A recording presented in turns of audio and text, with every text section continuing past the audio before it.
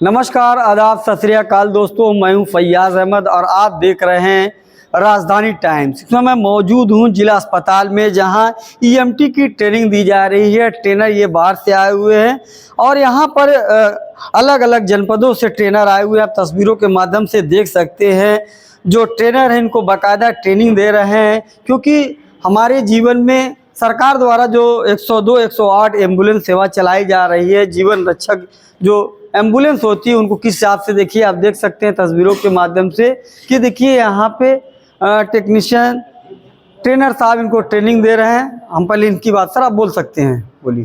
तो ये हमारा है सी कॉलर मतलब सर्वाइकल कॉलर। ठीक, इसका मेन रोल ये होता है, अगर हमारा कोई भी पेशेंट है जिसको गर्दन के हड्डी में चोट लगी है, स्पाइनल इंजरी, ठीक, अगर गर्दन की हड्डी में कोई चोट लगी है तो हम सी कॉलर अप्लाई करते हैं। इसके द्वारा पेशेंट को सेकंड इंजरी नहीं होती है। जो भी हमारा सर्वाइकल कॉलर है, इसको पहले मेजरमेंट करना होता है। मेजरमेंट करने के बाद इसको हम उस हिसाब से मेजर करते हैं। यहाँ पे इसको लॉक किया, लॉक करने के बाद ये इसके गले पे रखते हैं। कम से कम मूवमेंट में इसको स्थिर करें। तो आप देख सकते हैं कि जो ट्रेनर है बाकायदा इन टेक्नीशियन को ट्रेनिंग दी जा रही है कि अगर इमरजेंसी सेवा में होते हैं मरीज तो उनको किस हिसाब से पहले हम फर्स्ट ट्रीटमेंट देंगे, बाकायदा ट्रेनिंग दी जा रही है। सर से हम जानते हैं, सर क्या लग रहा है जो ये ट्रेनिंग आज आप यहाँ पे दे रहे हैं, किस तरीके की ट्रेनिंग दे रहे हैं? एक्चुअली में ये जो ट्रेनिंग हो रही है, हमारे रोड ट्रैफिक एक्सीडेंट या डिफरेंट टाइप के जो भी मरीज आते हैं 108 पे कॉल के दौरान या 102 गर्भवती महिलाओं, सबके सुरक्षित अस्पताल पहुंचाने तक का हम यहाँ पे प्रयास करते हैं। कम समय में सरकार के थ्रू हमारी कंपनी का भी यही उद्देश्य है कि जितना कम से कम समय में हम पेशेंट को अच्छी से अच्छी सुविधाएं प्रोवाइड करके अस्पताल पहुंचाएं, जिससे मरीज की जान बचने की संभावना ज़्यादा से ज़्यादा बढ़ सके। क्या लगता है कि जब इमरजेंसी होती है, एक्सीडेंट होता है खास तौर से, ऐसे में किस हिसाब से लोगों को प्रिकॉशन दिया जाता है कि फर्स्ट ट्रीटमेंट जिसको कहा जाता है, फर्स्ट ट्रीटमेंट क्या पहले करें या पहले कहाँ सूचना दें इसकी? जो अगर बिल्कुल, इसके लिए हमारे ईएमटी को यहाँ पे जितने भी इक्विपमेंट्स रखे गए हैं, ये सब प्राथमिक उपकरण ही हैं, जिसकी इनको एक एक करके एक ईएमटी को हैंड ऑन ट्रेनिंग करवाई जाती है। किस जैसे इमरजेंसी रोड ट्रैफिक एक्सीडेंट है, उसमें किन किन उपकरण का उपयोग करके आप कितनी जल्द से जल्द आप अस्पताल पहुँचाएं, ये बताया जाता है। तो ये इनके लिए काफ़ी सुटेबल होगा। क्या लग रहा है सर, कहाँ से आए हुए हैं ये लोग और कितने दिन की ट्रेनिंग है ये? अभी फिलहाल पूरे यूपी में 18 क्लस्टरों में ये ट्रेनिंग हो रही है। 18 क्लस्टर को हमने अपने रीजन आरएम होते हैं उनके हिसाब से डिवाइड कर रखा है। यहाँ पे 3 जिले के लोग आए हुए हैं, कुशीनगर, देवरिया और गोरखपुर के लोग। तो क्या लग रहा है कि इनको पहले भी तो ट्रेनिंग दी जाती, फिर अब क्यों आवश्यकता पड़ रही है? नहीं, पहले की ट्रेनिंग तो है, पहले इनको ट्रेनिंग तो दिया जाता था, वो सर्टिफाइड होने के बाद ही यहाँ पे आते हैं, लेकिन वो स्किल्स इनके हाथ से इम्प्रूव मतलब भूले ना, क्योंकि कभी कभी ऐसा होता है, हर एक केस में ये तो करते ही करते हैं, स्किल्स इनके दिमाग से कभी भूल सकती है, या हो सकता हो ये स्किल्स इनके करते वक्त कभी मिसमैच ना हो, इसलिए टाइम टू टाइम पे टेस्ट किया जाता है। और जहाँ पे ये लैप करते हैं, जहाँ पे ये गलत करते हैं, उनको हम लोग फिर ट्रेन करते रहते हैं। सर कहाँ से आए हुए, क्या नाम है आपका? मेरा नाम आलोक कुमार त्रिपाठी है, हम लखनऊ से आए हुए हैं और ईएमएलसी डिपार्टमेंट से हैं। तो देखा आलोक जी हैं बाकायदा यहाँ ट्रेनिंग दे रहे हैं, कुछ स्टूडेंट उनसे भी जानते हैं क्या लग रहा है कि सर द्वारा जो ट्रेनिंग दी जा रही, क्या सीखा आपने, बताइए।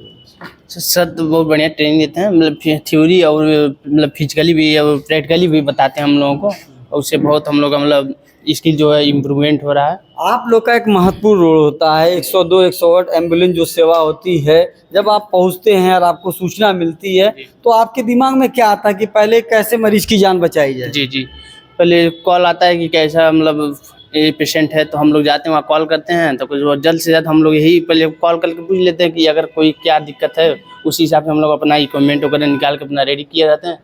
और वहाँ पहुँचने के बाद जस्ट तुरंत एम्बुलेंस में मतलब शिफ्ट करा के उसके बाद मतलब उसका वाइटल वगैरह देख के उनका, और हम लोग यही करते हैं कि ज़्यादा से ज़्यादा उनको मतलब अनकम्फर्टेबल ना हो, आगे लाके हॉस्पिटल जल्द से जल्द। धन्यवाद। तो देखिए इनकी पहली प्राथमिकता होती है कि जहां हम पहुंचते हैं मरीज को ज़्यादा से ज़्यादा रिलीफ दें, और इसके साथ ही आप देख सकते हैं तमाम तरीके के यहाँ इक्विपमेंट रखे हुए हैं।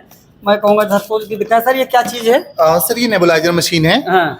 जैसे इस समय आपको पता होगा ठंडक का मौसम आ रहा है, जी, जी। तो इस ठंडक के मौसम में हमारे जो कुछ बुजुर्ग आदमी हैं, जो वृद्ध व्यक्ति हैं या फिर छोटे बच्चे होते हैं जिनको अस्थमा की प्रॉब्लम होती है, दमा का अटैक होता है, तो ये एक नेबुलाइजर मशीन है जिसके द्वारा हम यहाँ पे दवा डालते हैं।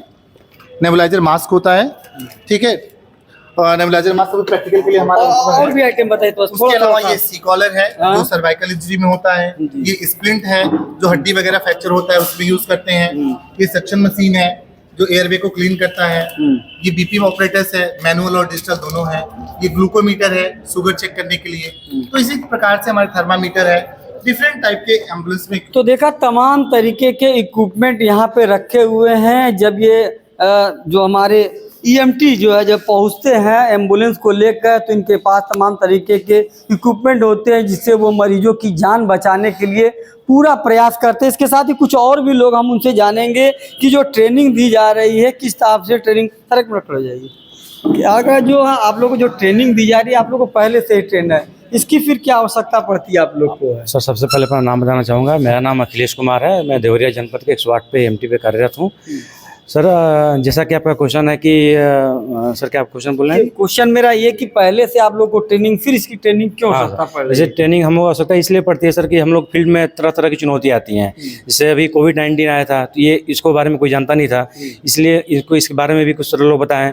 और भी जैसे नई नई बीमारियाँ आती हैं तो इसके संबंधित हम लोग को जानकारी दी जाती है कि आप लोग को फील्ड में कैसे वर्क करना है, कैसे हम लोग बेहतर सुविधा को मतलब मरीजों को कितना बेहतर सुविधा दे सकते हैं अपने मतलब जो हम के सीन से उठा के हॉस्पिटल ले जाते वक्त में। अच्छा मान लीजिए आपके पास फोन आता है कि एक्सीडेंट हो गया है गोला क्षेत्र में, वहाँ पे 2 लोग जो है गंभीर रूप से घायल है, तो आपके दिमाग में पहले क्या आता है, किस हिसाब से आप जो सूचना देने वालों को क्या बताते सर हैं? पहले तो हम लोग जैसे जो कॉल करते हैं कॉलर जो होते हैं उन पर हम लोग बात करते हैं और पहले सिचुएशन हैंडल करते हैं कि क्या सिचुएशन है, क्या क्रिटिकल मतलब क्या मैटर है, क्या मरीज की कंडीशन कैसी है, और कंडीशन को पूछते हुए हम लोग अपने एम्बुलेंस से उस उपकरण को रेडी कर लेते हैं कि हमें वहाँ तक पहुँचना है। फिर जैसे सजेस्ट होता है कि मेरा मरीज ज़्यादा क्रिटिकल है, थोड़ा हमें ट्रैफिक में फंस गया और कुछ समय लग रहा है, तो हम लोग सजेस्ट देते हैं कि आप मरीज को इस पोजीशन में या ऐसे करके आप लोग रखे रहिए, बस हम लोग पहुँचना है। मतलब जल्द से जल्द हम लोग पहुँचते हैं वहाँ पे और 10 से 12 मिनट के अंदर हम लोग सीन पे पहुँच जाते हैं।